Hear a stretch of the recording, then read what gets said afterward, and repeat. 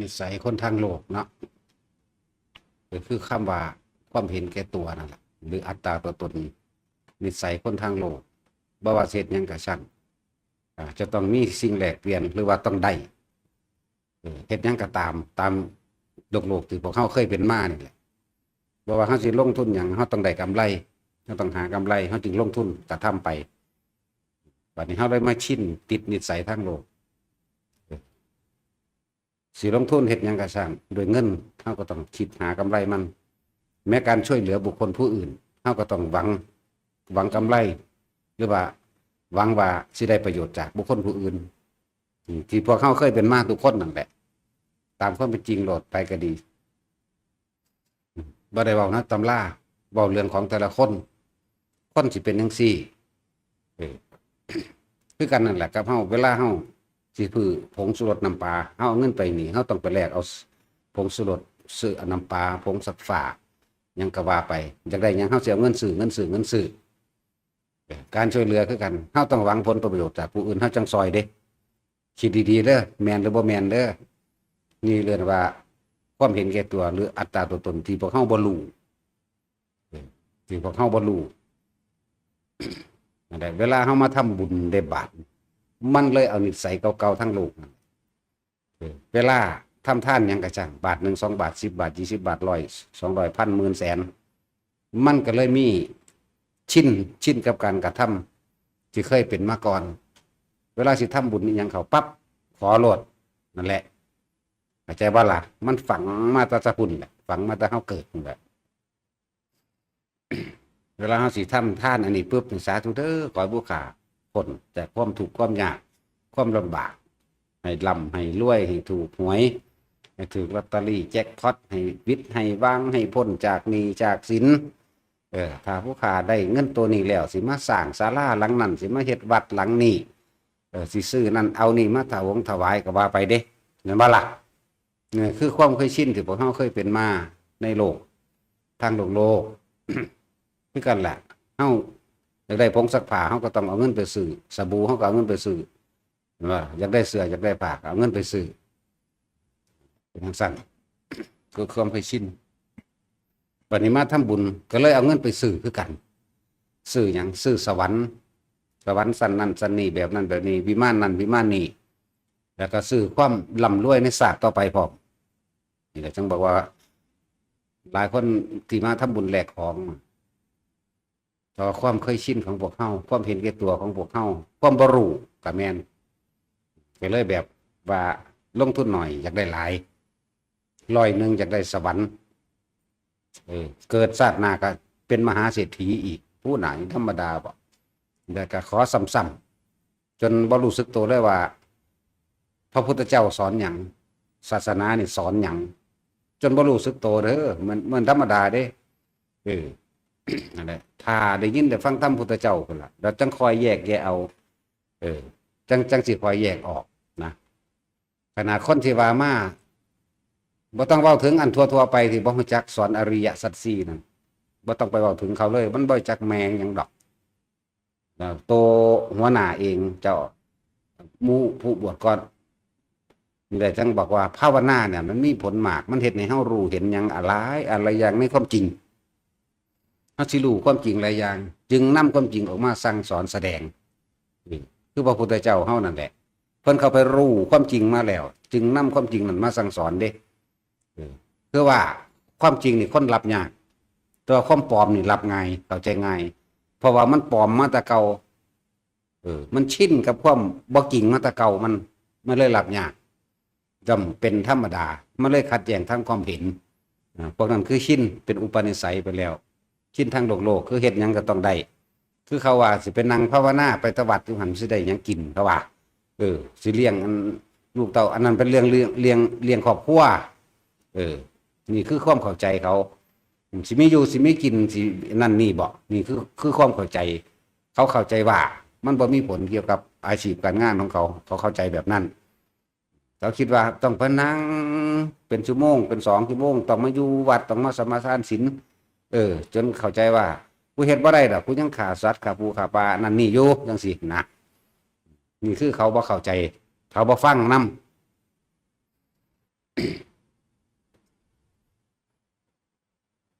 ความจริงกับสิ่งที่เคยกระทำมามันเลยเขาเลยรับยากเวลาเขาแสดงทำเกี่ยวกับบุญนี่แหละทำบุญแลกของเนี่ยหวังผลในท่านมีจิตผูกพันในผลแห่งท่านอยากได้นั่นอยากเป็นนี่เอาเดี๋ยวจังได้สั่นหลวงปู่หลวงตาผู้นั้นผู้นี้ผู้น่ะยังผ้าขอได้สั่นยังได้สั่นพ่อแม่ผู้ญาตายายพระเหตุมาได้สั่นเนี่ยบ่เข้าใจความจริงตัวนี้คือเขาว่าการทำบุญการขอร้องการขอจากสิ่งศักดิ์สิทธิ์ที่เข้าใจว่ามันศักดิ์สิทธิ์เนี่ยความจริงมันบ่แม่นคำว่าศักดิ์สิทธิ์ก็ยังแปลบ่เป็นนะศักดิ์สิทธิ์แปลว่าสำเร็จบุคคลกระทำสิ่งใดสิ่งหนึ่งแล้วสำเร็จภาษาตะกี้เรียกว่าศักดิ์สิทธิ์แต่ว่าเขาเข้าใจว่าสิ่งศักดิ์สิทธิ์นั้นสิดลบันดาลอันนั้นอันนี้ให้เฮาได้นี่ก็คือนี่คือความเข้าใจผิดแล้วก็ความเฮาเกิดมามันก็มาพบกับสิ่งเหล่านี้อยู่แล้วนะมันก็เลยเข้าใจว่าสิมีผีสางนางไม้เทวดาพระอินทร์พระพรหมพญานาคพญางูทั้งหลายสิดลบันดาลความสุขให้ได้ดลบันดาลความทุกข์ให้ได้ปกป้องความเจ็บปวดป่วยให้ได้ปกป้องให้เฮาอายุยืนได้จังซี่นะนั่นแหละนี่คือความเข้าใจผิดแล้วความจริงมันไม่ใช่นะมันก็เลยหลับกันยากแต่บ่มาฟังผู้แต่บ่มาฟังธรรมผู้เพิ่นรู้แจ้งนะ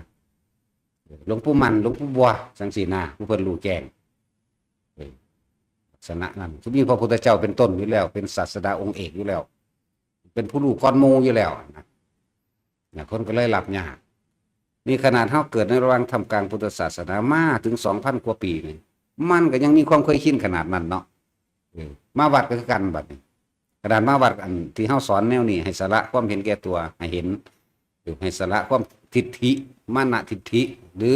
ความเห็นเก่าๆนี่เป็นทิฏฐิกว้างๆแล้วก็มานะทิฏฐิจะมาฝังจิตฝังใจมันอีกยังมาแสดงความเห็นแก่ตัวอยู่ในวัดให้เฮาเห็นอยู่ขนาดเฮาสอนให้ว่าให้ละออกนั่นบ่ล่ะก็ยังไม่มีการแสดงความเห็นแก่ตัวแต่ว่าสิได้กินหยังสั่นนะลักษณะนี้เป็นจังซั่นนั่นคือความเห็นแก่ตัวจนเกิดความเคยชินคือเฮาบอกแต่ละคนนั่นแหละกับเขาเอาลงไปแล้วพากันกินเสมอกันสักก้อนจังแบ่งกันเมื่อนะบ่ยังเฮ็ดอยู่อยากว่าล่ะยังหลวมหลามใส่ตาไผตามันสักก้อนจะจังมากินแล้วก็เอาอีกนะว่ากับเขาบ่พอเป็นไปบ่ได้กินให้ตายก็ตายอยู่ในนี่แหละแต่ว่ามันเอาไปกินเฉพาะเจ้าของก้อนนี่นะนี่แหละครับอีกอย่างหนึ่งคือว่าจะมาสร้างความผูกพันขึ้นมาใหม่เด้อว่าต้องไปเมตตาอย่างมันมากดอกเกี่ยวกับหมานั่นนะแต่ของบ่เข้าใจได้ว่าเจ้าของกำลังมีความผูกพันใหม่สร้างความเกี่ยวของผูกพันใหม่เด่นจักบ่เวลาจะเอาตับไก่ปิ้งไก่ขาไก่จังสิภาพความจำของเจ้าของเองสิเป็นภาพหมาตัวนั้นโอ้เอาไปให้อีทีตีกันนี่วางไว้หูจักบ่เกิดตัวเล่นนั่นเอาไปให้อีตุตูโอ้เอาไปให้อีนั่นโอ้ไปให้อีนี่เนี่ยระวังไว้ดีๆเด้อชินเขาเลยคิดถึงตาหมาเลยมาพาพันหน้าเป็นหมาอยากว่าล่ะนั่นแหละเล็กๆน้อยๆอย่ามองข้ามนะฝุ่นผงเข้าตามันบ่ได้ก่อนเฮากำปั้นเด้ฝุ่นผงเข้าตานั่นในน้อยหนึ่งเด้เฮ็ดให้ตาบอดได้อยากบ่ล่ะสีไปสีมากกับตาบอดได้เด้นี่คือกันแนวกินมันหลายพวกดอกหมานั่นฝุ่นหมู่พระเจ้าพระเพิ่นเอาไปเทลงแต่ละหม่องแต่ละหม่องโอ้ยมันสนุกเลือกกินเฮาบ่จำเป็นต้องไปเลือกดอกให้คนกินก่อนเด้อผู้อันเก็บอาหารไว้ให้หมาก็ดีบ่จำเป็นต้องไปซื้อมาให้มันพิเศษดอกมันหลายคือหยังนี่เต็มอยู่อย่าให้มันเลือกคักหลายมันกินอดๆอยากๆมันบ่ได้อดอยากดอกว่าอยู่นี่ก็ดีนี่แหละนี่อันนึงเด้อบ่ต้องไปอันว่าต้องเมตตาเด้มันเมตตาอยู่แล้วล่ะเรื่องเมตตานั่นแต่มันมาสร้างความสัมพันธ์ใหม่ผูกพันใหม่อาลัยใหม่เด่นตัดออกจากทั้งโลกทั้งบ้านมาแล้วแต่ยังมาเอาใหม่อยู่นี่อยู่นั่นแหละเรื่องสั้นอันนึงเด้อ กับความกินจังสิเอาลงไปกินน้ำกันซะก่อนจังเอาที่หลังดอกอันนั้นหนึ่งก็บ่จำเป็นจะไปเก็บพิเศษไว้มันดอกตับไก่ขาไก่บางทีนะไปให้หมานั่นนะเวลาแต่ของยิบปั๊บภาพหมาเกิดขึ้นในความจำเข้าใจว่าล่ะแมนหรือบ่แมนเด้อ เป็นหยังสิบ่แม่นเนาะแท็กซี่ ไว้ไม้นั่นก่อนซั่นมันจักฮอดว่ามันนอนถ้ากินเวลานั้นเวลานี้ว่าน่ะใจมันไปแล้วเห็นบ่นี่อันนึงเด้อนี่แหละคือความบ่รู้ของเฮาเองสิว่าเมตตาโอ้ยบ่เมตตาดอกเฮาแต่ว่ามันมาอยู่นำเท่าใดร้อยแล้วนี่กาก็ดีมาก็ดี จังซั่นแหละมันบ่อึดกินเด้อบ่จำเป็นต้องไปเอาพิเศษขึ้นมาอีกเบิ่งเขาเจ้ากองไว้เต็มคับทีบอยู่อันใดก็เลยที่มันเหลือจากบาทเพิ่นก็ดีจังซั่นคับทีบอยู่บ่ต้องไปคัดพิเศษดอกให้คนกินซะก่อนหนึ่ง นั่นคือความบ่รู้อันหนึงเด้อแล้วก็เฮากลับมาเรื่องว่าให้ทานมันพอความเคยชินในการที่แต่ละคนอยากได้ผงสบู่แฟบน้ำปลาผงชูรสกเอาเงินซื้อเอาบัดนี้มาทำบุญกเอาเงินซื้อเอา แต่ว่าหังบ่แม่นซื้อเอาบุญ ซื้อเอาบาปเดี๋ยวความบ่เข้าใจเลื่อนว่าหวังผลในทานมีจิตผูกพันในผลแห่งทานที่ตัวเองที่กระทำเพราะความเคยชินของแต่ละคนอยากได้หยังเอาเงินซื้อมันเลยซึมเข้ามาสู่ว่าอยากได้สวรรค์วิมานก็เลยอธิษฐานขอซ้ำๆซากๆจนเกิดความเคยชินแม้นเกิดศาสนาอีกผู้นี้มันธรรมดาเด้พุทธเจ้าเฮามีจุดหมายเดียวทั้งเบิดที่สุดแห่งพุทธศาสนาคือพระนิพพานเท่านั้นเมื่อผู้ใดถึงแล้วปุ๊บจึงสงเคราะห์บัดนี้สงเคราะห์โลกสงเคราะห์ญาติแต่ว่าล่ะสงเคราะห์ตัวเองได้แล้วอัตถประโยชน์มาถึงประโยชน์ตนได้ถึงพร้อมแล้ววิชา3อภิญญา6ตลอดทั้งปฏิสัมภิทาเฮาก็พร้อมแล้วถึงพร้อมแล้วแล้วจังมาสงเคราะห์ญาติแล้วก็จังมาสงเคราะห์โลกค่อยๆออกจากตัวเองซะก่อนตัวเองสำเร็จแล้วก็จังสงเคราะห์ญาติแล้วจังสงเคราะห์โลกจังบ่ล่ะจังค่อยเฮ็ดไปจังสั้นแต่จังไรทุกคนพิจารณาตัวเองให้ดีพวกฟังกับทั้งบ้านก็คือกันการปล่อยนกปล่อยปลามันบ่แม่นว่าปล่อยเพื่อว่าสิเขาเป็นอิสระโดยความเมตตาสงสารอย่างจริงใจเด่นนั่นก็คือกันเลื่อนว่าปล่อยปลากะเจ้าของก็จากอิสระเข้าสู่แม่น้ำกว้างใหญ่ปลานั่นกว้างแม่น้ำกว้างใหญ่แล้วเอา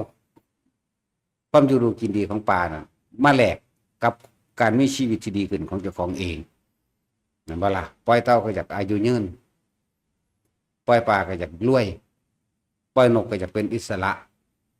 มันมีแต่อยากตัดไปเบิดล่ะมันเลยบ่คำว่าเห็นแก่ตัวยังมีคือเก่าหนักกว่าเก่าอย่าลืมว่าหนักกว่าเก่าเด้อ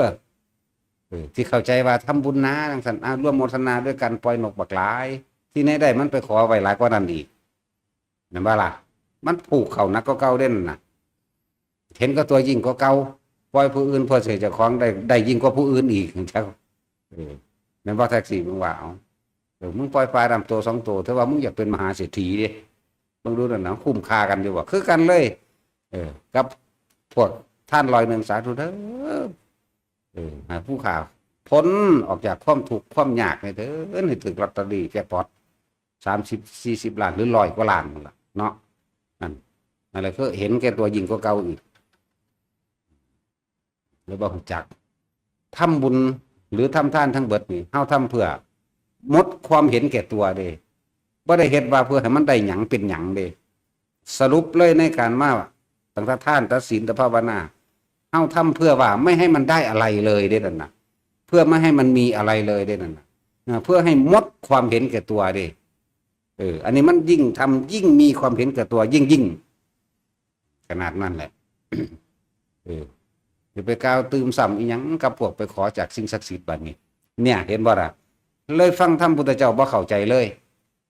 ตนแลเป็นที่พึ่งของตนสัตว์โลกเป็นไปตามกระทำของตัวเองที่กระทำไว้บ่ได้ขึ้นอยู่กับเทพเทวดาอินพรหมทั้งหลายสิมาดลบันดาลบ่ได้เกี่ยวกับสิ่งศักดิ์สิทธิ์ทั้งหลายที่เข้าใจว่ามันบ่มีเห็นบ่ล่ะจังซั่นแล้วปานนั้นเพราะว่าความอยากของตัวเองก็เลยไปถือเอาอย่างตัวทีบตัวแดนซึ่งไม่ใช่การกระทำของตนและตนถือเอาต้นไม้และภูเขาหางคนก็หาต้นไม้มาเป็นเครื่องล่างของเจ้าของเองว่าเป็นเครื่องน้ำโชคเป็นบ่ต้นคูนต้นย่อแล้วอีกยังอีกบ่นี่ หวานเครือเขาหลง เพื่อจะให้ผู้อื่นมาหลงเจ้าของ เพื่อจะให้ผู้อื่นมาหาเงินให้เจ้าของ เข้าใจอยู่บอกว่าเจ้าของกำลังหลงเขาเขาบ่ได้หลงเด้เจ้าของได้กำลังหลงผู้อื่นนั่นน่ะแม่นว่าล่ะเพื่อเขาหลงหรือว่าหั่งนกหั่งนกกระปูดนี่ไหมอันอูดนี่นะแม่นว่าล่ะว่ามันเป็นของเรื่องเครื่องร่างที่สิหาเงินให้เบิ่งดูนั่นโอ้ยมันโดยธรรมดาเด้ถือเอาผีสางนางไม้จังซี่ผีฟ้าผีแถนจักผีแมงหยังแน่ล่ะบ่เห็นว่ามันสิมีหยังเนาะเทวดาอินพรหมมันสิไปเสกแมงหยังผู้ใดได้จักว่าล่ะตั้งแต่เทวดาพระอินทร์พระพรหมเฮาก็ยังว่าจังซี่อยู่แม่สิไปว่าหยังกับพวกไปถืองูว่านี่งูเด้น่ะงูเสือกงูตายแหที่เขาปั่นไว้อยู่นั่นมันสิมาดลบันดาลอีหยังใดนั่นฟังดีๆนะมันยังไปก็เลยน้องผู้พรก็ด่าดีแท้นะไปหักข้อมันในแม่งสิคือว่าหักแค่เถื่อหันนาเนาะนั่นคือความเข้าใจผิดของเขามันบ่เป็นไปตามนั่นดอก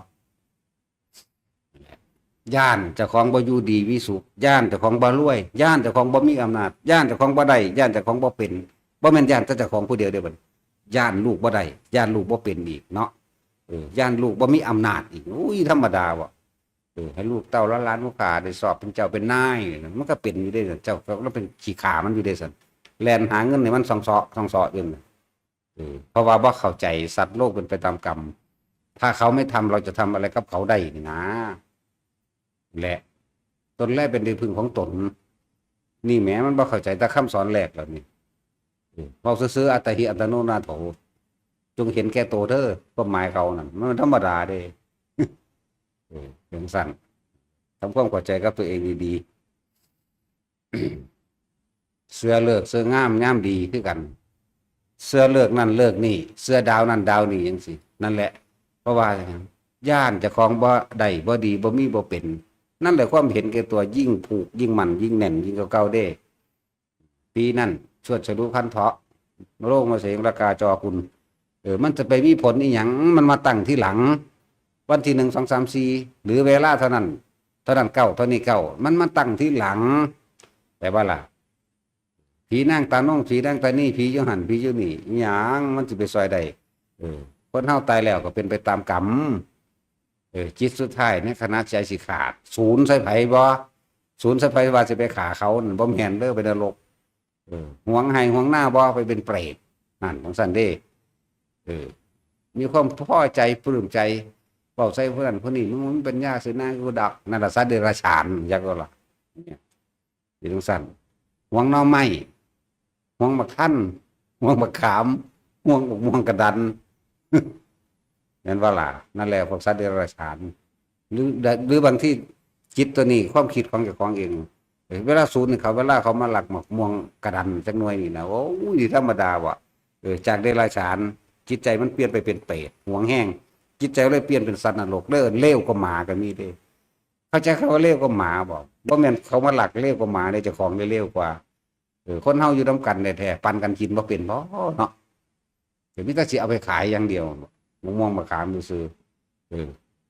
เศษกรรมเห็นบ่น่ะมันมาเกิดเป็นมดแดงเฝ้าบักม่วงน่ะเศษมันได้ล่ะน่ะบางพวกก็ลงตัวที่เป็นคารุกรรมอันของหนักซะก่อนนะคารุกรรมงามปากคอจิตสุดท้ายบาดสิตายมามันเป็นศูนย์ผู้ใดผู้ดีมาลักบักม่วงลงนรกคุณเพิ่นเอาตัวหนักก่อนเด้ลงแล้วก็คอยคืบข้านกันมาไต่เต่ากันมาจังมาเป็นมดแดง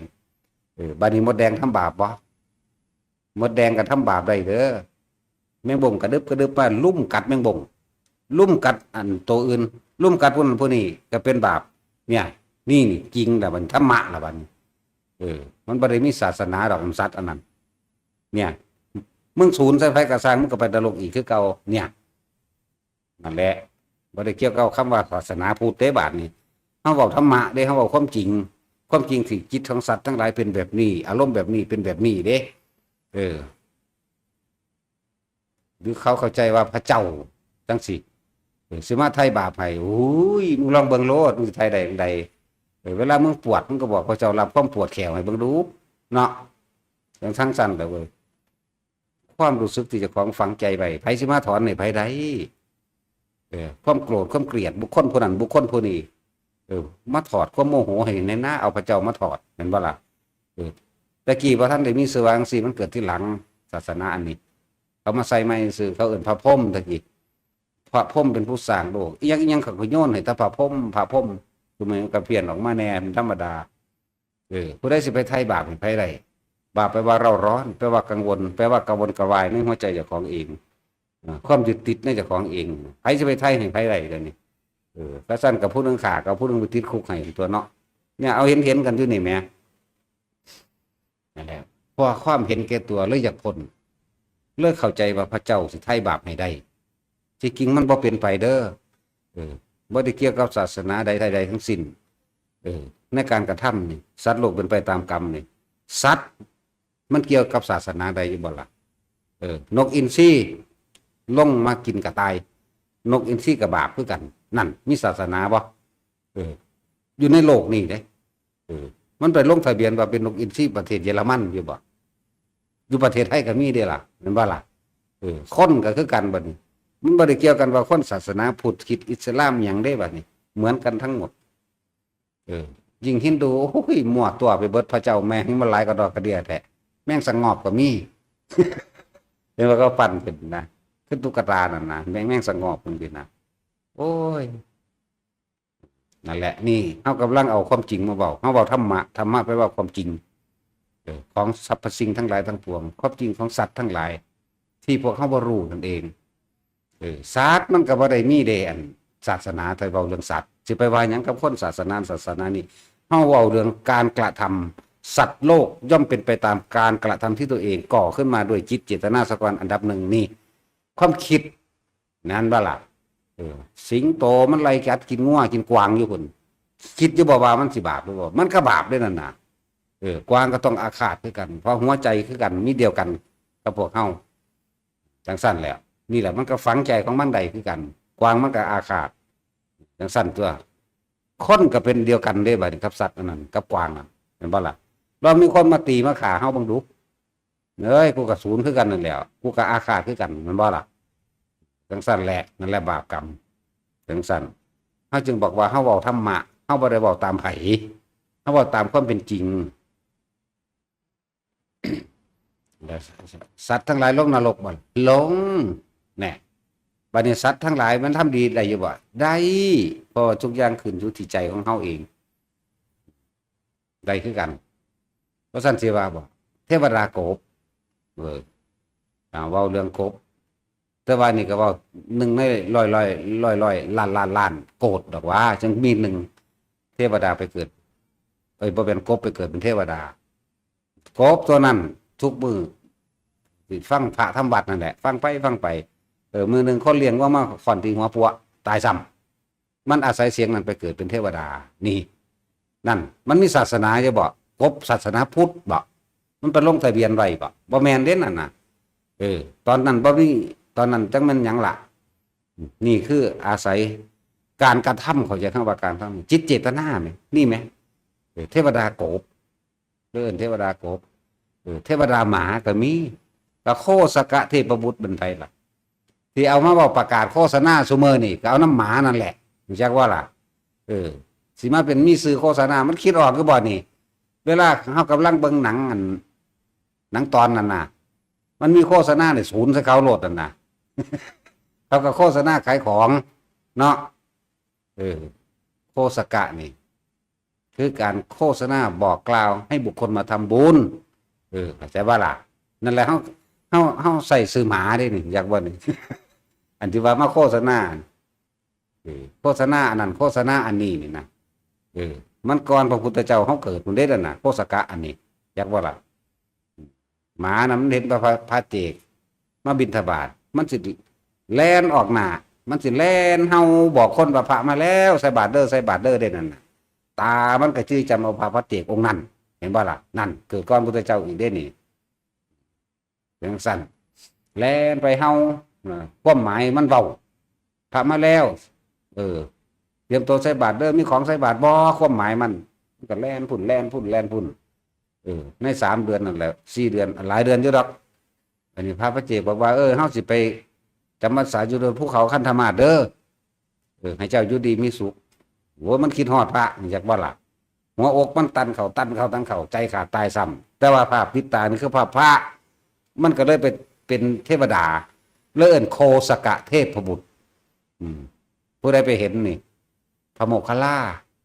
โอ้วิมานของเจ้าคือกว้างไงไพศาลเจ้าไปเห็นบุญนี่อย่างมาเจ้าคือได้เกิดเป็นเทวดาบริวารกันหลายอีหยังกันหลายเห็นว่าล่ะเราโอ้โหอย่าเบาเรื่องว่าผมเห็นบุญเลยเทวดามันเบาโคสกะเทพบุตรผมไม่ได้อีหยังดอกผมนั่นเวลาพระเจกมันไปบิณฑบาตผมก็แล่นไปบอกว่าใส่บาตรเด้อพระมาแล้วเด้อพวกเจ้ามีของยังใส่บาตรผมตายนั่นเพราะว่าอาศัยพุทธานุสติอันจำพระปัจเจกอันนี้ได้ที่ผมมีบริวารหลายมีชื่อเสียงกองไกลอันนี้ก็เพราะว่าผมประกาศเห็นบ่นั่นแหละโฆษณาคำว่าโฆษณาก็มาจากคำว่าโฆษกาเอามาน้ำหมานั่นแหละเนี่ยว่าละบาทนี่จากยังแบบว่าถ้ากูสิอธิบายยังกระดอกกระเดียดอะเนาะตาสินนั่นแหละคำว่าโฆษณามาจากหมานั่นแหละเดี๋ยวนี้บวชละหมานั่นหลังจากว่าละเดี๋ยวนี้ดีแล้วนั่นเลยเป็นทั้งสั้น นี่คือเรื่องยกตัวอย่างให้ฟังว่าพวกเขาเล่านั้นเขามีศาสนาจะบอกเขามันเป็นไปตามกันนี่กำลังบอกถึงว่าสัตว์โลกเป็นไปตามกรรมเป็นไปตามการกระทำของตนเองเป็นไปตามจิตเจตนาเด้นี่กำลังเบาเรื่องนี้เด้ว่าได้เบาเรื่องศาสนาใดเด้ตอนนี้การกระทำว่าล่ะนั่นแหละกบก็เป็นเทวดาใดหมาก็เป็นเทวดาใดปลาดุกก็เป็นเทวดาใดฮอดบรรลุแล้วตัวปลาดุกตัวนั้นก็เป็นมักนั่งซิริมาโอ้ยอยู่บ่ได้ค่ายบ่ออกมักหลายบ่ได้บิณฑบาตไปเห็นเขาเปลี่ยนเว้นกัน7 มื้อจังไปได้ครับนั่นแล้วพอดีนั่งอันตายที่ไว้หามือมันก็เน่าที่ก็เลยเอาพระผู้นั้นแหละเพิ่นเลยแสดงธรรมเรื่องกุศลกุศลศีลทั้งหลายที่สะสมไว้เป็นปัจจัยยังก็ว่าไปนั่นแหละก็เลยเอามาเป็นอันประเภทนี้สวดศพอันนี้ที่จริงบ่ได้สวดเพิ่นเทศนะอย่างสั้น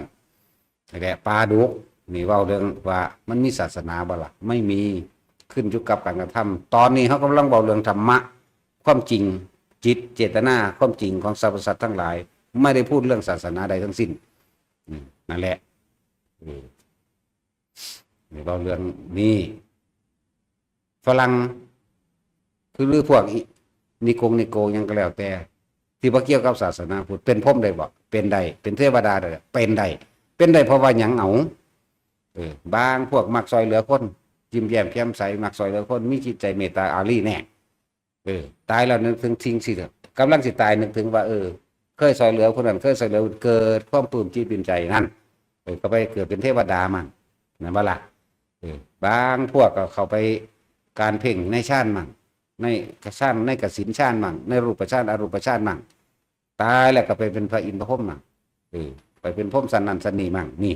นั่นมันเกี่ยวกับศาสนาบ่ไม่ได้เกี่ยวนี่เว้าธรรมะเด้อว่าท่านได้เว้าเรื่องพุทธศาสนาบัดนี้พระเจ้ารู้ยิ่งกว่านั้นคือพระพุทธเจ้าเฮานี่รู้แจ้งเห็นจริงตามความเป็นจริงเลยนำแนวทางนี่ว่าแนวทางของผู้รู้เลิ่นว่าพุทธศาสนามันเลยมาเป็นอัตตาตัวตนตัวนี้บัดนี้เลยเป็นศาสนาพุทธศาสนาคริสต์ศาสนาอิสลามศาสนาฮินดูเลยเป็นอัตตาตัวตนของไปของมันที่จริงน่ะเสมอกันโดยการกระทำทั้งเบิดเด้อบ่ได้เกี่ยวกับศาสนาเฮาจึงบอกว่าเฮาบ่แบ่งแยกไผใดๆทั้งสิ้นแต่เฮาอาศัยอันนี้เรียกว่าเป็นคนของพุทธศาสนาที่จริงในความหมายในใจจริงๆบ่แม่นนะอาศัยตัวนี้เป็นชื่อให้แล้วก็เว้าเรื่องธรรมะจักว่าล่ะแยกเอาเองเด้อแยกเอาเองแต่ธรรมะบัดนี้คนที่บ่ได้ถือพุทธศาสนาเลยแต่ว่ามาฟังแล้วสามารถทำสมาธิเกิดความสงบได้บ่นั่นได้แต่สัตว์มันยังไปสวรรค์ได้สัตว์มันไปนรกได้คนไปสวรรค์ได้คนไปนรกได้อันผู้บ่รู้หยังเลยเอามาจากทวีปแอฟริกาเพิ่นก็เอามาแล้วก็มาฟังโอ้เข้าใจแล้วทำความสงบได้บ่ทำสมาธิได้บ่ได้นั่น ฟังไปฟังมาเข้าใจอริยสัจสี่ได้บ่ได้นี่เป็นธรรมะเด้บ่ได้เกี่ยวกับว่าศาสนาเด้นี่การเกิดเป็นทุกข์เขาก็คิดน้ำสมมติเขาคิดน้ำโอ้ยตะกี้กูหาขุดเอาหากไม้เหงาไม้มาปั่นเป็นน้ำกินเนาะเสื้อว่าจะได้กินเสื้อว่าจะพ่ออันต้นยิ้วไงอันนั้นต้นโอกต้นยังแน่ละว่าไปเสื้อว่าได้กินครับเพราะว่าเขาพิจารณาการเกิดเป็นทุกข์จังสี่เด้อนี่ทุกข์เพราะว่าหิวเขาอยากน้ำพวกว่าเจ็บไข้ได้ป่วยนี่มันเขาพิจารณาตามแน่การสามารถรู้อริยสัจสี่ได้คือกันไหมเข้าใจแล้วก็ปฏิบัติตามมรรคมีองค์แปดได้คือกันบรรลุอรหันต์ได้คือกันแต่ทั้งสี่แล้วบัดนี้เกี่ยวกับศาสนาบ่เด้ออันเรื่องอานาปานสตินี่บ่ได้ศาสนาได้กระสังก็มีหูดังหายใจคือกันนี่แหมเนาะว่าแท็กซี่หรือว่ามีหูดังบ่มึงสัตว์ก็ยังมีหูดังงัวควายก็หูดังไงคือกันเด้อว่าล่ะแน่สิไปว่าหยังอานาปานสตินี่หรือว่าลมหายใจนี่บัดนี้สัตว์ทั้งหลายที่เกิดมาก็หายใจทุกคนถ้ามาฟังว่าโอ้วิธีทำสมาธิให้จิตสงบแบบนี้เป็นแบบนี้ก็อาศัยลมหายใจเด้อเนี่ยเกี่ยวกันบ่ล่ะบาดนี้กับฝรั่งอังกฤษเกี่ยวกันบ่ล่ะคนประเทศใดก็ได้บัดนี้เกี่ยวกันบ่กับศาสนาใดก็ได้บัดนี้นำก็มาสุว่าท่านยินดีพอใจในการฟังแล้วเอารู้ลมเข้ารู้ลมออกเนี่ยมันก็ได้คือกันได้บัดนี้มันอันเดียวกันไหมบ่ได้แยกเด้ศาสนาเฮ็ดนี่เฮ็ดบ่ได้ยังไม่เฮ็ดเด้อนี่นั่นเป็นเกี่ยวกับอัตตาตัวตนพวกเจ้าต่างหากแต่ว่านี่เฮาธรรมะไม่ได้แบ่งไม่ได้แยกเสมอกันทั้งหมดทั้งคนและสัตว์เรื่องของกรรมไม่ได้แบ่งไม่ได้แยกเสมอกันทั้งหมดไม่ได้เกี่ยวกันกับว่าคนและสัตว์สิงโตตกนรกได้บ่ก็ได้แม่นบ่ซั่นนั่นคนพวกนั้นทำบาปแบบนั้นตกนรกได้บ่แต่ว่าเขาว่าเขาเป็นศาสนาอื่นๆพระเจ้ารับแทนแล้วตกคือเก่าความเชื่อกับความจริงจึงต่างกันถ้าจึงบอกว่าเฮากำลังบอกความจริงแสดงธรรมเป็นนี่คือแสดงความเป็นจริงเฮาบ่ได้อ้างตำรามาปานใดดอกส่วนมากเฮาบ่เอาตำรามาเว้าตามจริงเว้าตามที่เจ้าของเห็นบาดนี้ก็เอาไปใส่กับตำราที่ก็ไปเทียบกันเอาเองตัวเว้าจริงก็เว้าปลอมกันเลยนะไปเทียบเอามันตรงทุกพระสูตรนั่นแหละแต่ว่ามันต่างที่คำเว้าซื่อๆกับประสบการณ์มันแต่จึงบอกว่าเฮาก็อาศัยหลักการอาศัยครูอาศัยอาจารย์มีพุทธเจ้าเป็นผู้ที่หนึ่งเป็นผู้จุดประกายให้เพิ่นบอกมาแบบนี้อย่าเชื่อเลยทีเดียวและอย่าไม่เชื่อเลยทีเดียวอย่าหักล้างจะทำลายและอย่าหักล้างและอย่าเชื่อพร้อมตัวเองมาพิสูจน์เอาเองเฮ็ดเอาเองนะเพิ่นเว้าเรื่องสวรรค์แนวนี้เฮาก็ตายมาแล้วเฮาก็ไปสวรรค์เฮาก็เห็นนรกเฮาก็เห็นเฮาก็รู้คือกันบัดนี้รู้ไปนั่นเดียวกันอ้าวมันมีสื่อแบบนี้คือเพิ่นเขียนไว้อีหลีแน่มันก็ขัดง้างกันหม่องใดมันขัดง้างขัดแย้งกันบ่ได้เด้พรหมโลกมีอายุแบบนี้มีเป็นแบบนี้เขาชาติแบบนี้เป็นแบบนี้แน่มันบ่ได้แย้งกันได้บัดนี้ประสบการณ์กับตำราเลยเป็นอันเดียวกันได้นั่นแหละถ้ายึดแต่ตำราเลยบ่มีการกระทำมันก็บ่รู้เรื่องหยังดอกก็คือกันนั่นแหละกับนกแก้วอันอื่นกินข้าวกับหยังกินข้าวกับกล้วยเนาะ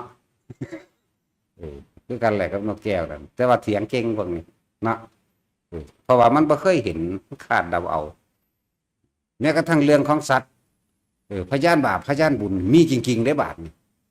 เห็นว่าที่บอกว่าพวกเจ้าขาง้อขาควายขาเป็ดขาไก่หอยแข้งและแมลงภู่ทั้งหลายขาปลานิ่มขาปลาดุกเต็มอยู่เพื่อสิทำบุญอุทิศงานแจกข้าวทำบุญ100 วันหรือทำบุญอุทิศให้ผู้ใดกระช่างขาไปปุ๊บซากลากเต็มอยู่เด้อเขาไปถ่าเอาของเขาเรียกว่าพยานบาปเขาบ่ยอมเด้นี่เรียกว่าสิทำบุญหาพ่อหาแม่หรือทำบุญยังกระสร้างพยายามจะให้มันผิดหลักธรรมชาติหลักแห่งกรรม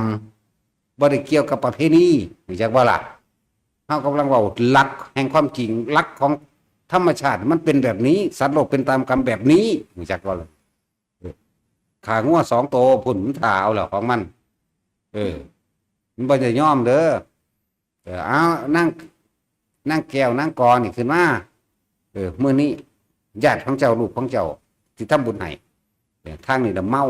ว่าอยู่ว่าล่ะเมาอยู่หั่นขาหมูขางัวขาควายเป็ดไก่หอยแครงแมลงภู่เบิดสะปลาเป็นหลายสะขาหลายก็นั่นอีกกุ้งก็ตายน ที่มันน้อยเนาะที่เอาบ่ได้บักหอยก็ตายหลายธรรมดาบ่มันอากลากมันถ่าเอาเขาบ่ได้ยอมเด้นั่นแหละบางที่ภิกษุเหล่านั้นก็บ่บริสุทธิ์อาหารก็ได้บ่บริสุทธิ์จิตใจของคนที่ว่ากระทำเขาบ่ได้ตั้งมั่นบ่มีความสงบบ่มีบุญบ่จักหยังเลยเนี่ยม่วนไปน้ำบ้านน้ำเมืองกันหอยแครงแมลงภู่กันมันก็คนคักๆเด้นั่นรู้จักบ่นี่ถ้าอากลากก็ได้ทราบลาบอยู่มันบ่ได้บุญจักหน่อยพุ่นอันสัตว์ทั้งหลายเหล่านั้นมันเป็นคนเด้จักบ่คนกลุ่มนี้คือหอยแครงคนกลุ่มนี้คือปลาดุกคนกลุ่มนี้เป็นปลาคอคนกลุ่มนี้เป็นปลานิ่นเด้เป็นกลุ่มคน2-3คนนี่คืองัวคือควายเด้พุ่นคมหน้าสีหน้าไว้ละแม่นว่าอ้าวนั่งแก้วนั่งกอนี่ขึ้นมาอันสีหน้าไว้ละมึงอย่าหวังว่าสิได้ขากูบ่ล่ะบ่ได้จังแบบจังซั่นแล้วมันบ่บริสุทธิ์ผู้รับก็บ่บริสุทธิ์ผู้เฮ็ดก็บ่บริสุทธิ์ทั้งปฏิฆาหกผู้รับแล้วก็มกทายกผู้เฮ็ดก็บ่บริสุทธิ์ใจบ่สงบใจบ่ดิ่งแล้วก็บ่รู้จักว่าคำว่าบุญคือหยังของเฮ็ดไปตามประเพณีเฮ็ดไปตามความเชื่อเห็นบ่นี่ความเชื่อบ่เกี่ยวกันกับความจริงเด้บาดนี่เจ้าเอ๋ยนั่นแหละจึงบอกให้แต่ละคนพวกเจ้าสิทำบุญหาพ่อหาแม่นั่นเจ้าจะไปแค่ใช้บ้านเด้มันบ่แม่นโลกวิทูบ่แม่นพวกลูกแกล้งโลกเด้พูนโลกวิทูศาสดาพุ่นพระพุทธเจ้าพุ่นอ่านเบิ่งดีๆนะว่าหยังศึกษาเอาเนี่ยไปหยังหางคนเมามันก็ภูมิใจขนาดก็ได้ทำบุญหาแม่กูว่าเด้ภูมิใจแม่เมื่อเมาสแตกเราเนาะหางคนบ่รู้เรื่องเลยแล้วงานแล้วจังโพโวไปเวขึ้นมา เมาจักว่าล่ะนี่แหละผู้พานำก็เมาเราเตรียมโตไหว้พระรับศีลพามาแล้วจักพระจักแพะพวกนั้นก็ดีมันว่าล่ะซั่นล่ะเติมซ้ำเติมเข้าไปอีกจ้างหนังจ้างหมอลำจ้างแนวรถมาแห่ให้คนมวนเนาะเป็นหนี้สงสะไส้จะยังไม่รู้เรื่องมันธรรมดาดิเป็นหนี้ตัววัดติดรับไว้เพื่อให้ภิกษุสงฆ์ทั้งหลายสามเณรทั้งหลายมาปฏิบัติคัดเกลากิเลสตัวเองเลยบ่ได้มาว่ามาเป็นหม่องให้นักร้องหมอลำแสดงทั้งใดเด้เห็นบ่ล่ะบ่แม่นบางคนมาสิกินเหล้าบ่แม่นของคนไปเต้นเด้นั่นน่ะไปจัดใส่โรงเรียนพุ่นตัวจัดใส่สนามหม้องใดหม้องหนึ่งหรือกลางทงหม้องใดหม้องหนึ่งก็ไปจัดตัวมันจังบ่ตื่มเด้นั่นน่ะเพิ่มบาปแม่นบ่ล่ะลงทุนซื้อนรกนี่บ่พอยังไปใส่หนี้ตัวนี้อีกเด้บ่ธรรมดาเด้แต่ว่าทำง่ายๆซะเราต้องแค่กันดอกคน7คนนี่มาร่วมกันทำบุญให้พ่อให้แม่เนาะเฮ็ดผู้เดียวก็ได้เด้เนาะแม่นบ่ล่ะบ่จำเป็นต้องร่วมกันมันเถียงกันตั้งแต่มึงออกหน่อยกูออกหลายแล้วมึงได้มูลหลายน่ะแม่นบ่ล่ะ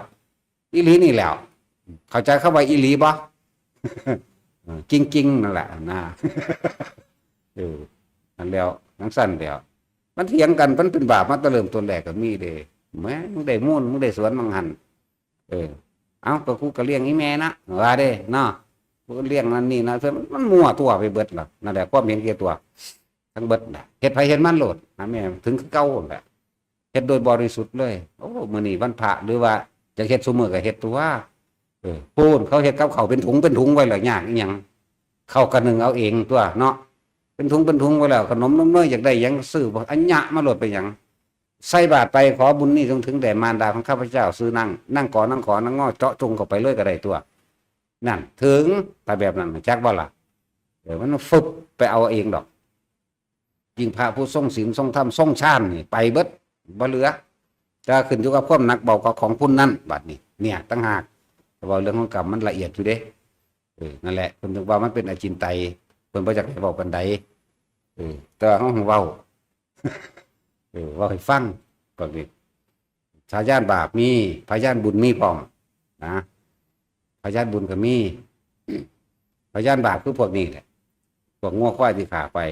หอยแข้งแมลงภู่เป็นคนเด้เป็นคนเบิดเด้อไก่มันนี่เป็นคนเบิดเด้อยังกระช่างนี่พยานบาปโอ้มึงจะหวังว่ามึงสิได้มึงสีหน้าแม่ไว้ล่ะเป็นบ่บ่ได้จังซั่นนี่คือพยานบาปเสือว่าเสือกะสร้างดอกเฮาก็เอาตามที่เฮาฮู้เฮาเห็นมาหนึ่งแม้กระทั่งว่า สัตว์บางตัวที่เฮากินมาขอส่วนบุญเข้าใจบ่ อันที่เว้าเรื่องแม่สีแก้วเสียงลำแต่เล่าว่าท่านตายเขาไปยิงหมูป่าไว้ตุนหมูโทนหมูใหญ่คุณแม่ช่วยผมได้แน่เมื่อนี้เขาขาผมเวลาเท่านั้นเขายิงผมตัวนี้บักนั่นบักนี่ทิศนั้นทิศนี้ไปยิงเมื่อนี้สันเหนื่อยผมในเด้อผมขอถวายเนื้อท่านเหนื่อยให้กับคุณแม่และหมู่คณะสงฆ์ทั้งหลายเห็นบ่ตื่นยามเช้ามาบ้ามันคือนิมิตแนวนี้ฝันแนวนี้เนาะกูแล้วใส่คนในวัดล่ะไปเบิ่งผู้ดูสูเขามือคั่วหมูบ่แต่เขาคั่วหมูไปซื้อเอาเด้อซื้อเอามาแล้วมาทำถวายถวายหมู่พระสงฆ์กับหมู่คณะซี่นี่แหละแล้วอุทิศบุญให้บักหมูนั่นมันเป็นคนมาเด้มันว่ามันเป็นหมูมาเด้มันเป็นจิตวิญญาณคนมาเด้มาบอกไปเบิ่งแม่นอีหลีเขาฆ่าหมูคนวัดนั่นก็เลยไปเว้าจังซี่ให้ฟังเขาก็เลยถวายมาน่ะเพิ่นก็จังเฮ็ดถวายสงฆ์แล้วก็หมู่คณะนํกันนั่นแหละหมูตัวนั้นก็ได้รับส่วนบุญในบัดล่ะนี่ก็ไปละไปขึ้นสวรรค์ละบัดนั่นจังซั่นเพราะอย่างเจตนามันถวายเนื้อมันเองหมูนั่นน่ะนั่นจังซั่นกับเรื่องแม่ย่าจันดีก็ได้โอ้ยเฮาสัตว์กันอยู่ตลอดดอกกับแม่ย่าจันดีที่แม่เว้านิทานแนวเดี๋ยวแล้วก็เฝ้าโลดเด้กับแม่ย่าจันดีตาเฮาอยู่บ้านตาดนั่นเถียงกันอยู่เรื่อยดอกแง่ให้เรามาเว้าจักบ่ล่ะแง่ให้เราเว้ากินเขาเราเคยอุทิศบุญให้เขาอยู่บ่กินไผวะกินเป็ดกินไก่กินปูกินปลามึงขามาหลายไม่จังซั่นล่ะอุทิศให้แมงเด้ว่าเถียงเข้าใจบ่เถียงอยากฟังเพิ่นก็เว้าเด้อฟังแม่สิเว้าให้ฟังหมดแล้วก็เว้าไปเด้บางที่ไก่มันก็มาขอส่วนบุญนำเฮาเด้อพวกปูพวกปลามันมาขอเด้ซ้ำมันมีโอกาสมาขอได้นิดๆหน่อยๆให้คิดถึงเด้อเนื้อหนังมังสาของเฮากินเขามาได้ลูกนะจังซี่แล้ว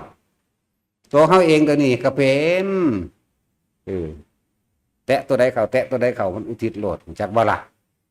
ตัวเฮาเองก็เจอกับตัวเองแล้วบัดนี้โอ้ตะกี้อ่านในประวัติแม่แก้วเสียงลำอ่านในบ่ได้อ่านอันคุยกันเลยบ่อ่านกับแม่ย่าจันดีนั่นบ่อ่านคุยกันของคุยกันตลอดแล้วก็แม่ยังอีกผู้นึงว่าเพิ่นเว้าตอนบรรลุธรรมให้เฮาฟังมั้ยไอ้ดูนบ่มึงจื้อได้อยู่บ่ฮะญาใจแม่คำตันบ่เว้าญาใจนั่นแหละเว้าให้ฟังทุกรายละเอียดเลยนี่เห็นบ่นี่พวกนั้นแม่ยายม่วนฟังบ่รู้เรื่องกูหนีดอกว่าซั่นแม่มันนั่นแหละคือกันกับมันบ่รู้เรื่องหยังดอกจนแล้วก็ฟังอยู่ออสเตรเลียนั่นแหละเดี๋ยวนี้แล้วก็ฟังอยู่พุ่นล่ะเดี๋ยวนี้ของเว้าทำมันลึกลับเนาะกูฟังบ่รู้เรื่องกูไปดอกว่าซั่นไปซั่นตัวนั่นนั่นแหละมันก็ฟังอยู่หั่นแหละญาใจตอนนี้อนาคามีนี่เป็นจังซี่นี่เป็นจังซี่ออกมาจากเรือนแบบนี้อยู่บ่ได้เห็นบ่ว่าซั่นเฮาสิว่าบ่ของเฮาเห็นเป็นปัจจักพยานมาว่าถึงอนาคามีแล้วอยู่บ่ได้ออกบวชนั่นเพราะซั่นสิกล้าว่าปานนั้นโตพยานบุคคลเฮาก็เห็นคุยกันมาบ่แห้งแล้วไปก็ดีเรื่องว่าพวกว่าฆราวาสฟังธรรมบ่ว่าเป็นปานอรหันต์กันอยู่ในผัวในเมียอยู่นี่นะจังว่าเพราะว่าโตแล้วเพราะว่าตาเฮาเห็นผู้อื่นดอกอยากว่าล่ะจังซั่นแล้วถ้าถึงขั้นนั้นแล้วมันอยู่บ่ได้มันบ่จักได้หยังแหละเอาเว้าของจริงให้ฟังได้เด้นี่โตบุคคลเฮาก็ได้สัมภาษณ์แม่ย่าจันดีก็เว้าตอนบรรลุให้เฝ้าเอาฟังพร้อมอนาคาเป็นจังซี่ตอนนี้มันเป็นจังซี่บัดมื้อนั้นมื้อนี้แม่ใจก็เว้าเนี่ยจังซั่นตัวเว้าฮอดแม่ยายแจ่มพุ่นแหละเว้าแม่ยายแจ่มก็ดีถ้าพวกนี้ไปหาอยู่เด้ล่ะเราบ่ค่อยแสดงแต่เฮาไปแล้วเฮาต้องคุมได้ฐานะอาจารย์พุ่นได้สุดบังคับเพิ่นว่าเขาบ่อยากเว้าเขาบ่อยากเทศบ่ได้ต้องเทศว่าก็ได้เทศได้น้อยนั่นแล้วถ้ามันถึงขั้นนั้นแล้วมันเป็นเอาเองดอกอันพวกมาคุยคำนวณโดยเหตุผลตรรกะของตัวเองใส่ความเห็นของตัวเองตัดสินนั่นโอ้ยอันนั้นมันสิสู่รู้ความจริงเนาะหนังสืออ่านมานั่นน่ะแล้วก็มาวิจัยวิจารณ์ด้วยตัวเองเด้เฮาบ่เอาหนังสือมาเว้าปานใดเด้ว่าซั่นสิว่าบ่เอานี่เว้าเรื่องนี้ เว้าเรื่องอันป่ามาขอส่วนบุญนี่เว้าเรื่องเป็ดเรื่องไก่เรื่องนั่นเรื่องนี้มาขอนี่เอามันมีอยู่ว่าเขียนไว้ในตำรามันบ่ได้มีปานใดเด้แต่ก็มีจักบ่มันเขียนน้อยๆเขียนน้อยๆแต่ก็มีเอาตะกี้พระโพธิสัตว์เฮาเกิดเป็นตัวเหี้ยใหญ่ตัวแล่นเป็นหยังคือแล่นเข้าไปในกองไฟท่านเนื้อให้กับหมู่ฤาษีขี้ไผ่ทั้งหลายผู้ทรงฌานเข้าใจบ่ล่ะเนี่ยมันได้บุญขนาดใดจังซั่นตัวเกิดเป็นไก่ก็คือกันเนี่ยสูกับไปมึงท่านเนื้อบัดนี้แม่นหรือบ่แม่นล่ะบัดนั่นแหละเอาชีวิตแหลกมาเด้ของพวกนี้ธรรมดาเป็นไก่แล้วคนก็ไปแต่งเรื่องเล่าว่าเป็นดาวไก่น้อยอยู่ ถ้าหลุดเขาเก็ตตัวโตนกับไฟโอ้ยมันมาเกี่ยวกัน เกิดเป็นกระต่ายท่านเนี่ยก็เข้าใจว่าพุ่นไปเกิดเป็นกระต่ายอยู่พระจันทร์โอ้ยมันว่าแมนอันนั้นเป็นเวลาเอามันมีในตำราได้บัดนี้เนาะอย่างสั้นว่าสมัยศาสตร์เป็นกระต่ายเพิ่นก็เป็นกระต่ายอีหลีเป็นบักหลายศาสตร์นั่นแหละกระโดดเข้าไปสู้กองไฟให้มูฤาษีนั่นกินฤาษีออกจากชาติมาพอดีออกชาติมาพอดีตนลงเข้าไปในไฟเลยใหม่เจ้าของเองเนี่ยบอกท่านเหนือตัวเองท่านให้กับผู้ทรงฌานผู้มีฌานเห็นบ่ล่ะบุญมันทับทวีกันเด้จากว่าตั้งใจเด้นั่นหลายอย่างที่ว่าเขาบอกคอยว่าน้ำตำราวันใดแต่ก็มีในตำราอยู่นิดหน่อยนอกตำราเสียสมากเพราะเขาจะเอาประสบการณ์มาเบาอันนั้นเขาบ่แม่นเขาเข้าใจบ่เขาบ่แม่นเขาเขาบ่ได้เป็นเขาที่ว่ากูรู้เบิดนั่นแหละมึงเป็นจังซั่นมึงเป็นจังซี่ขี้คุยแมงเบิดนั่นแหละคือกันแหละเจ้าของแท้ๆยังบ่รู้เจ้าของเนาะแต่เฮาเว้าเรื่องของเจ้าของที่ประสบพบเห็นมาตกนรกก็ตกมาอีหลีตกตายมาเท่าใดเถื่อก็เว้ามาตามนั้นเบิดแม้นซุมื้อนี่มันก็ขออยู่จังซั่นแหละพวกทั้งหลายนั่นน่ะมีโอกาสจึงบอกว่ามีโอกาสก็เฮ็ดไปนั่นแหละบ่สันสิภาคทุกคนอุทิศบุญบ่อุทิศบุญสัตว์ทั้งหลายที่ข้าพเจ้ากินเป็นอาหารแล้วก็ได้ทำลายเขาทั้งที่ตั้งใจและไม่ได้ตั้งใจนี่ไถ่ถอนตัวซ้ำเขามีโอกาสเรื่องสั้นเพราะบนนี้จนถึงแด่สัตว์ทั้งหลายนี่เห็นบ่ที่พระอุทิศอยู่นั่นน่ะที่ข้าพเจ้าได้กินเป็นอาหารตลอดทั้งทำลายทำให้ชีนั่นแหละแต่พระเหตุอยู่เดียวดินนะมันมีประสบการณ์เด้มันเห็นเด้เพราะมันเป็นมาจังสันจริงๆเด้วันนี้ผู้อื่นเป็นอยู่กับเขาเป็นแต่ว่าเขาจีเบาเบาคือแม่แก้วช่างลำกับนี้เพิ่นก็เบาไว้แม่ย่าจันดีนี่เนี่ยโลหิตดีนี่แหละทั้งบอกกันตลอดว่าต่อไปยังได้สัตว์กันโลดแม่เทศเนี่ยโดดเราดิท่านเนี่ยโดดเด้ฟังโดดเด้แต่ว่าไปก็ถามหามันสั้นเด้บอกว่าลาดมาบ่โดดเด้ถามหาโลดแล้วจังสั้นแล้วหลายอย่างเด้อยู่ในหันมือพระอินทร์มาเอาแขวลงตาเฮาก็เห็นเป็นยังสิบ่เห็นเฮาอยู่หันปุ๊กผู้นั้นปุ๊กผู้นี้มาเบิ่งปุ๊กมันยังม่วนขี้คร้านนั่นน่ะบ่ได้ลุกมาเบิ่งน้ำมือดอกกูเคยไปเห็นสันเถอะว่าเด้เจ้าของบ่ลุกมาเบิ่งว่าตีนยันเขาพึ่งอยู่อย่ามากวนกูพุ่นน่ะเบิ่งดูหางห่วงก็นอนแหมบัดเขาเว้าแล้วจังสู้เขาบ่ปลุกกูพอโวไปเวขึ้นมาด่าเขาจะมาเศร้าเนาะเราอุดรูลงมาแบบใดเฮาเห็นในหันตัวตาเป่าๆนี่เด้บ่ได้มีชานมีแย่นหยังเด้ตาเป่าๆนี่นั่นแหละมันบอกว่าเฮาจะส่วนมากก็คือเอาสิ่งที่ประสบพบมาบอกให้ฟังนะยังบอกว่ามันบ่ได้ย่านไผเด้อันว่าเปงปัง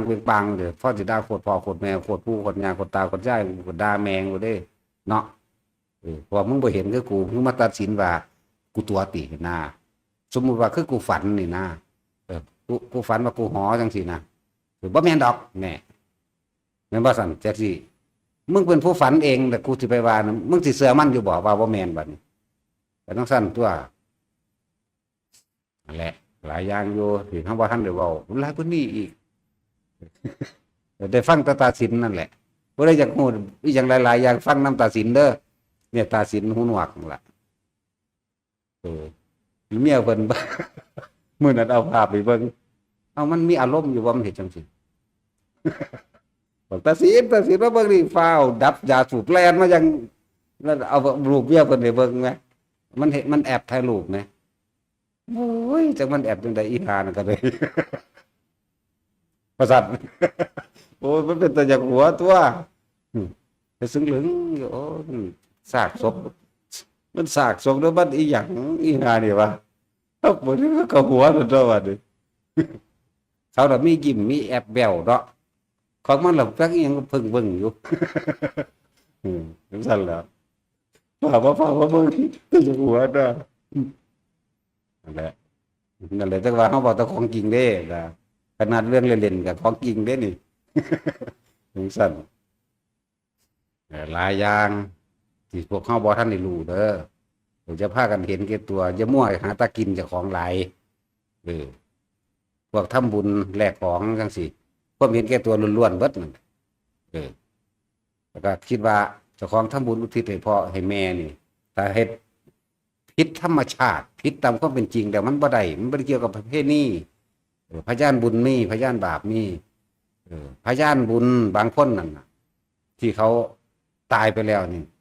บุญกับครึ่งหนึ่งบาปกับครึ่งหนึ่งบ้องจักจะเอาหยังกันแน่มันทั้งมีพยานบุญนั่นน่ะยกตัวอย่างเช่นคนเคยปล่อยปลาจื่อว่าได้ปลาเป็นคนได้มาเป็นคนได้มา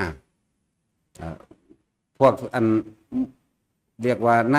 ยมสะนั่นหมายถึง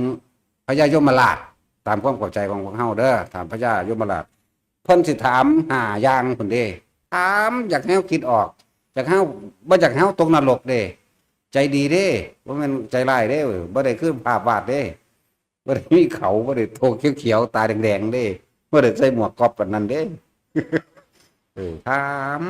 เห็นคนเกิดเจ้าคิดจังใดเห็นคนตายเจ้าคิดจังใดถามเจ้าเคยคิดบุญหยังบ่ถามเอาพุ่นเด้จนว่ามีพยานบุญมาให้ถ้าคิดหยังบอกแสดงว่า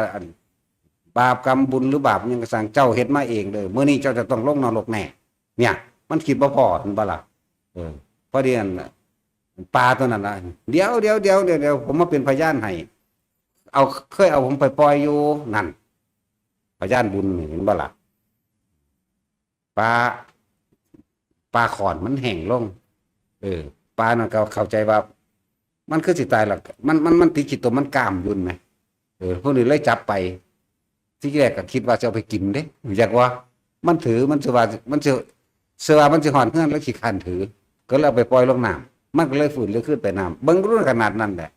บุญบ่ได้ตั้งใจเห็นบ่นั่นได้บุญก็ตั้งใจอีก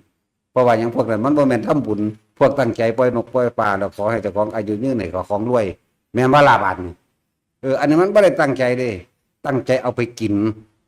เลยขี้คานถือโอ๊ยตัวเดียวหนึ่งบ่พอสินั่นเลยปล่อยเป็นบุญเห็นบ่ล่ะจังสั่นตัวแล้วก็บุญบ่ได้ตั้งใจที่เฮาเข้าใจว่าบ่เป็นบุญเนี่ยมีอีกมากมายสาดน้ำทิ่มรู้จักบ่สาดเศษอาหารทิ่มรู้จักบ่นี่สัตว์ต่างๆได้กินได้นั่นแหละที่บอกว่าจะทำบุญแลกของ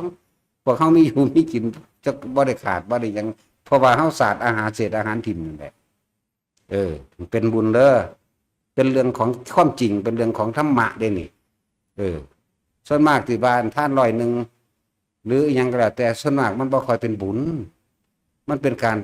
แลกของหวังผลในท่านมีใจจิตผูกพันในผลแห่งท่านอยากได้นั่นอยากเป็นนี่แม่นบ่ล่ะบ่เป็นบุญนั่นน่ะเป็นบาปนั่นแหละคือว่าทำท่านเพิ่มทุกพวกนี้ใส่ซื้อว่าบุญแต่ว่าทำบุญเพิ่มบาปบ่ฮู้จักละเป็นสั้นมีแต่เห็นแก่ตัวอะไรเห็นแก่ตัวนั่นแหละเป็นสั้น พยานบุญมีพยานบาปมีนายยมสะคือพญายมราชถามจนกว่าสิชื่อเรื่องนั้นได้จนชื่อหยังบ่ได้เลยน่ะพวกนี้พวกกำกึ่งบ่คือพวกตายโดยโกรธเลยเด้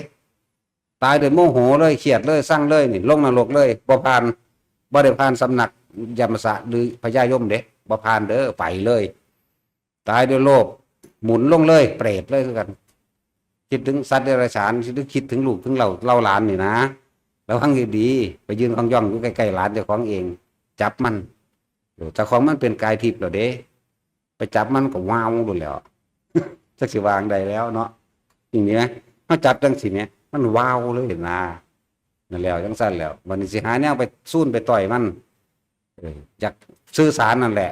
ไปเห็นไข่มดแดงอยู่มันบักใหญ่เด้เป็นตาเอาแนวนี้มาสวะกันได้คือหยังนี่มันโมเมนต์ที่มันเข้าไปแล้ว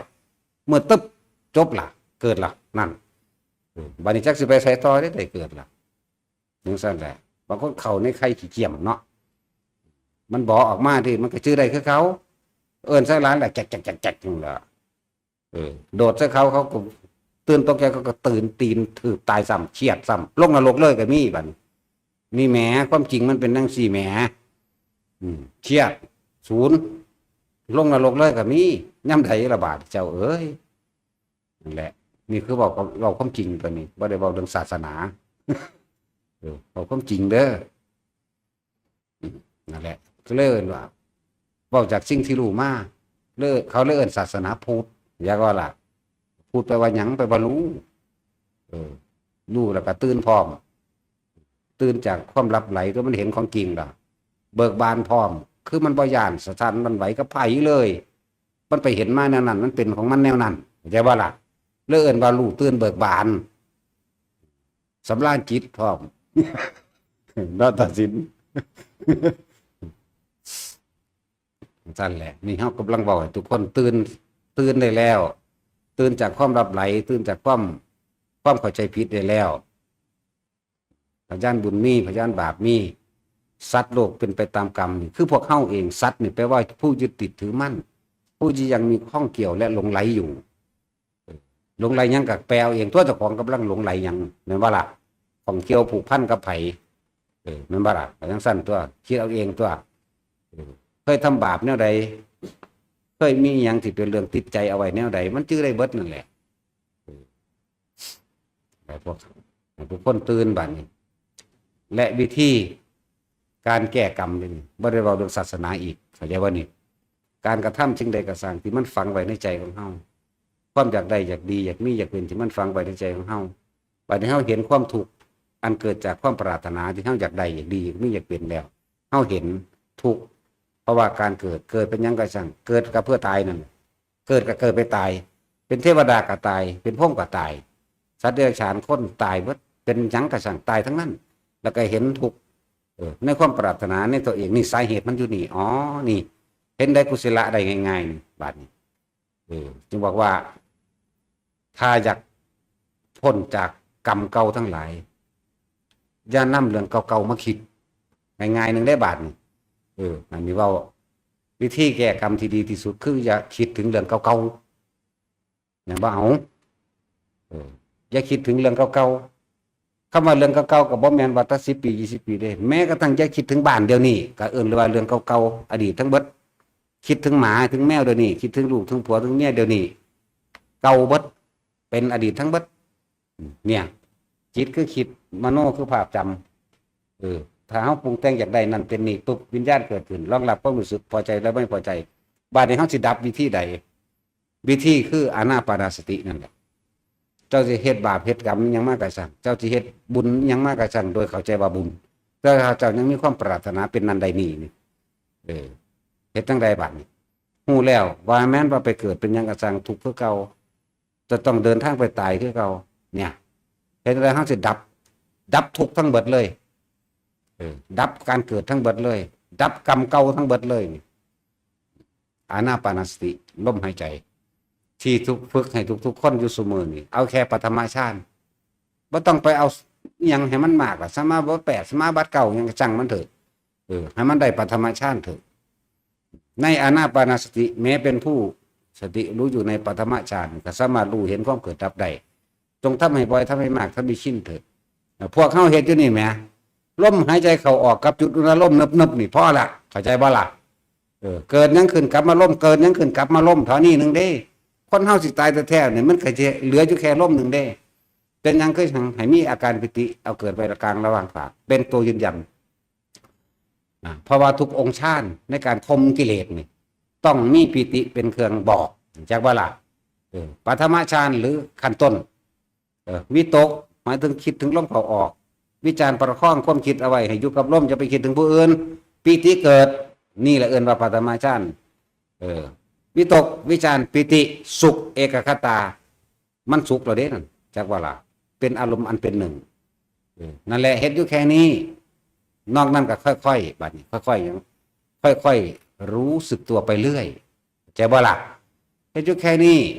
บาดจิตสุดท้ายสิตายของคนน่ะมันบ่คิดหยังเลยนี่มันอยู่กับลมหายใจเข้าออกตายในลมหายใจเข้าออกจิตไม่มีที่เกาะมันบ่ไปที่ไปจุติจากบ่ปฏิทิตังนั่นน่ะ บ่คิดถึงคนบ่คิดถึงหมาบ่คิดถึงแมวบ่คิดถึงบ้านบ่คิดถึงเลื่อนเพราะว่าทำให้บ่อยทำให้มากทำให้ชินมันชินแล้วเกิดยังขึ้นกูอยู่กับลมเกิดยังขึ้นกูอยู่กับลมไหมแค่นี้นึงเด้ตายในลมหายใจยังหน่อยอนาคามีเด้แปลว่าผู้ไม่กลับมาเกิดบนโลกนี้อีกเด้คำว่าอะแปลว่าไม่นะไม่มาคาในโลกนี้อีกจักว่าล่ะหรือจะเอาตัวเต็มนะตาสินถ้าบอกว่ารู้เรื่องหลายก็ดีแหละล่มนี่ไม่มีรูปร่างไม่มีตัวตนไม่ใช่สัตว์ไม่ใช่บุคคลไม่ใช่สิ่งของจะว่าล่ะใส่ความรู้สึกเขาเลยลมเข้าลมออกลมเข้าลมออกความคิดจิตของเฮานี่บ่มีไปมองตั้งคือบ่ไปคิดถึงภายใดเลยนี่อยู่กับลมชินเด้นี่อยู่บัดจะตายมันบ่หูเมื่อซะด้วยซ้ำไปร่างกายนี่บ่เจ็บบ่ปวดพร้อมจักบ่ล่ะบ่ได้โอ้ยปวดแม่มึงแท้เนี่ยเฮาตายหนึ่งเจ็บปวดมากคือกระดูกสิฉีกออกนี่เด้คือสิฉีกหนังออกจากกระดูกมันธรรมดาเด้คือจังเอากระดูกทุบหรือดึงกระดูกจีกออกเด้มันปวดธรรมดาบ่ตอนนั้นจะคิดทั้งศูนย์ทั้งดาวคนนั้นผู้นี้ไว้เสือกลงนรกผมจักบ่ล่ะลงนรกได้เด้นั่นน่ะจะได้มือเด้จังสั่นแหละจังว่าถ้าเฮามาฝึกอันนี้นี่รู้อยู่กับลมหายใจเข้าออกเรียนแน่นิ่งเป็นอันเดียวเรียกว่าเอกคตาลมเอกะแปลว่าหนึ่งมีอารมณ์อันเป็นหนึ่งเพ่งอยู่ในอารมณ์ที่เป็นหนึ่งอุเบกขานี่มันไปของมันเองหรอกบัดนี้หลายคนเราได้มาบอกเรื่องจังซี่ให้ฟังโอ้ยเห็นผลคักนั่นจังสั่นตัวรู้จักแล้วนี่คนเฮาบาดสิตายเงินทองก็บ่คิดพอสำหรับคนที่มีธรรมะเข้ามาในใจสำหรับคนที่ฟังธรรมะอยากบ่คนที่บ่ฟังธรรมะบ่เข้าใจเด้ปุ่นมันสิคิดถึงทรัพย์สมบัตินั่นนี่ทั้งที่โอ้ยจะปั่นโม่ให้มันกูสั่งมันอีนี่เนาะงั้นอีนี่เลี้ยวมาเห็นหน้าผัวหน้าเมียอีห่านี่มึงเอาผัวมาให้กูมาหาข้อมึงเป็นว่าล่ะไปอีโบดตามมึงเอาเมียใหม่มึงกูมาหัวข้องท่านตายอยู่ก็เป็นปีละอีห่านี่ก็เลยเพื่อว่าล่ะว่าหาผัวยากเขาก็ย่านมันได้หนังตึงเนาะเวลาเข้าไปกีบมึงเห็นจังไดจังสี่วะธรรมดาเด้ซึ่งเงียงใส่เขาซึ่งเงียงใส่คนนั้นคนนี้ว่าเป็นตะเบาดำเด้โอ้ยอีหาเอียนบ่มีรสชาติเพียงสั่นละและเข้าใจความจริงนี่เบิ่งความรู้สึกจากของเด้อไปก็ดีนะสำหรับคนที่ป่วยหรือคนป่วยดูแลคนป่วยยัดเยียดธรรมะให้เลยรู้เรื่องยังบ่รู้เรื่องยังกระสร้างนั่นละดีที่สุดแล้วปัจจิตายมันบ่มีหม่องอันนั้นนี่มันไปฟังธรรมเอาเองของมันเองดอกความคิดจิตนั่นน่ะเด้อยัดเยียดให้โลดจะไปยันตะบาปไปเฮ็ดน้ำพอน้ำแม่ก็เลยเอาสิ่งที่ดีให้ที่สุดแล้วนะจะไปตามใจหลายถ้าว่าหนาวก็สาดน้ำแข็งใส่โลดถ้าว่าร้อนก็เอาผ้าห่มเขาเลยเบิ่งดูมันสิซ้ำใดจักว่าล่ะไปฟังธรรมะฟังไปฟังมามันก็เข้าเองดอกหน้าเป็นเองดอกหน้านะ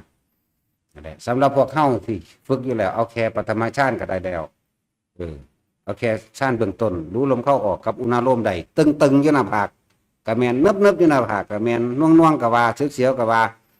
นอกนั้นก็ค่อยสังเกตถ้าตัวนี้หายไปแสดงว่าเข้าไปมีความรู้สึกอยู่กับคนผู้อื่นกับสิ่งอื่นแล้วบ่พอใจบุคคลสัตว์สิ่งของอันอื่นแล้วถ้ามันมีนิ่มๆน่วงๆในเจ้าของเองนี่นะเอาอาการพิธีนั้นเป็นเครื่องยืนยันเจ้าของไว้นั่นน่ะมันสิไปใส่มันเกิดบ่ได้เด้ตอนนั้นพบดับเด้หูจักบ่นั่นน่ะนั่นแหละเฮ็ดอยู่แค่นั้นดังนั้นก็มีความรู้สึกตัวอยู่ตัวเองเถอะลมนี่อุณหภูมินี่บัดนี้ลมหายก็ช่างบัดย่างไปธรรมดานี่ย่างไปน่วงขึ้นเลยนั่นน่ะนิ่มๆขึ้นเลยนั่นน่ะก็บ่ต้องไปสงสัยว่ามันคือหยังจังนั้นว่าเฮาก็อยู่ในตัวเองจักว่านี่อยู่ในฐานทั้งสี่กายเวทนาจิตนั่นแหละก็รู้ก็เลยรู้กับจิตก็รู้นั่นรู้ว่าแต่ของอยู่ในกายอยู่นี่พ่อก็ต้องไปหาเหตุผลอื่นกายเวทนาจิตอยู่ในความรู้สึกเวทนาก็คือเอาความรู้สึกจักบ่ล่ะมันบ่คิดในความรู้สึกนี่จังเกิดได้เนี่ย แต่คิดมันสิไปเกิดน้ำผู้อื่นสร้างคนนั้นหักผู้นี้หรอแม่ว่าล่ะกายเวทนาจิตธรรมคือสภาพทั้งหลายที่เฮาก็พบเห็นนั่นแหละท่านก็เลยนั่นแหละง่ายๆสำหรับผู้ที่ถามว่าอันขั้นหน้าหรือว่าอันเป็นคือให้ไตเฮ็ดจังใดสั่นบ่ได้เฮ็ดจังใดเลยจะไปจดจ่อจะไปใส่ใจมังหันเดี๋ยวมันหายเอาเองนั่นคืออาการปีติเด้อถูกต้องแล้วนี่บอกว่าเริ่มต้นแรกให้เฮาเอาปิติไว้กลางหน้าผากต่อไปให้สังเกตความรู้สึกในโตฟังให้มันเข้าใจแน่ก็จะตอบตรงของเจ้าของกับแตกแขนงออกมาทดเอาเนี่ยนะรู้จักทดบ่ดังนี้ทดเอาโอ้อันนี้คืออันนี้อันนี้คืออันนี้นะแตกแขนงเอาเองแน่ก็จะตอบแต่ว่ามันตรงที่เจ้าของเป็นภาษาอันหน้าตึงๆขึ้นมาแล้วแค่ให้ไตน้ำหูดังคือน้ำขอบมันนี่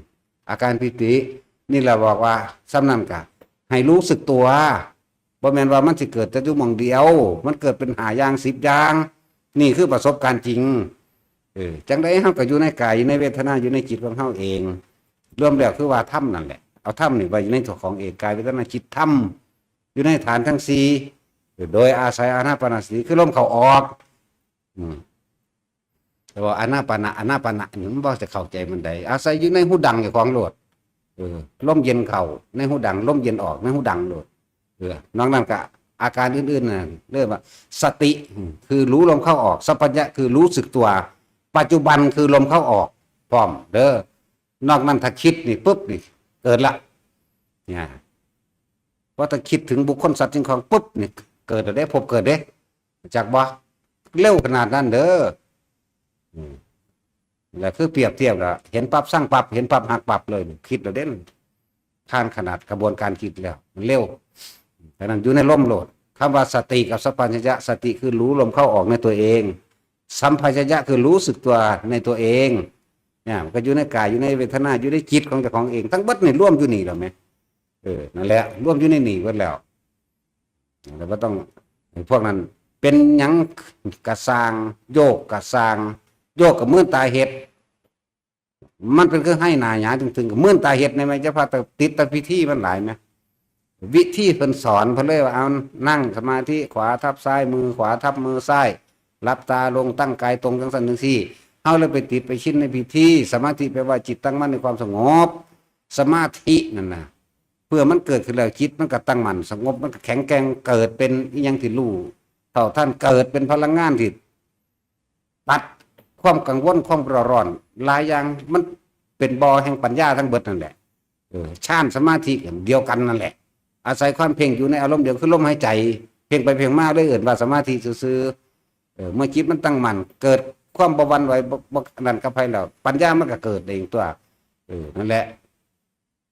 ทุกคนเอาแค่นี้บ่ต้องไปอีหยังมาก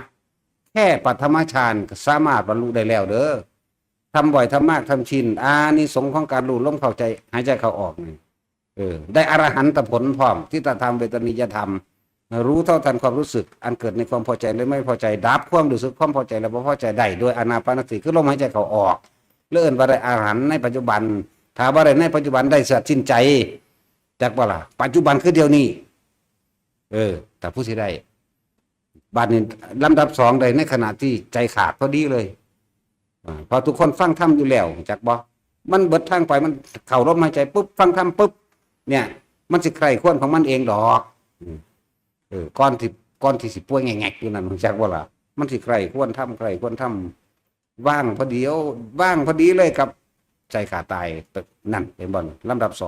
2ลำดับ3แม้ว่าได้ตอนนั้นได้ตอนเป็นอนาคามีนั่นที่3เหรออนาคามีมัน5ได้เป็น6ได้เป็น7ต่ำกว่านั้นมีการรองรับอีกเด้สิบอกให้สกิทาคาดุโสดามีการรองรับได้หันอีกพวกเจ้าจะไปเฮ็ดอีหยังยากในหูดังอันเดียวนี่จักว่าล่ะ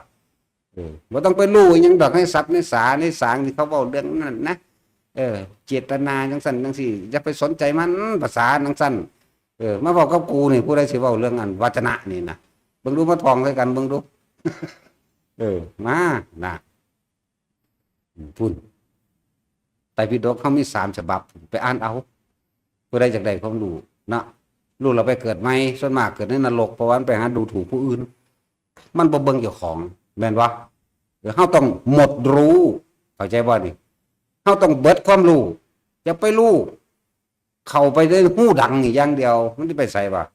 เพราะสั่นสิว่าโอ้ยมันง่ายขนาดนี้แต่กูก็เป็นบ้าคือกันนั่นแหละกูไปหาตาลิดตาเดชหูทิพตาทิพจักสิทิพไปเฮ็ดหยังเนาะบ่เอาในจังซั่นเศร้ารู้อันนั้นรู้นี่รู้แล้วไปเกิดใหม่จังซั่นสู่รู้อยู่ในหู้ดังอยู่ของบ่ได้ดอกอย่าลืมหากินไปสร้างตายเด้อไปก็ดีรวยมีก็สร้างเถาะค่าของคนบ่ได้อยู่นำที่ว่ารวยหรือมีเด้ค่าของคนอยู่นำการเสียสละและช่วยบุคคลผู้อื่นได้นี่ค่าของมันนั่นน่ะจะไปสะออนตายแมงเบิดละไปก็เลยก็จะว่าล่ะเนาะตายคือเก่า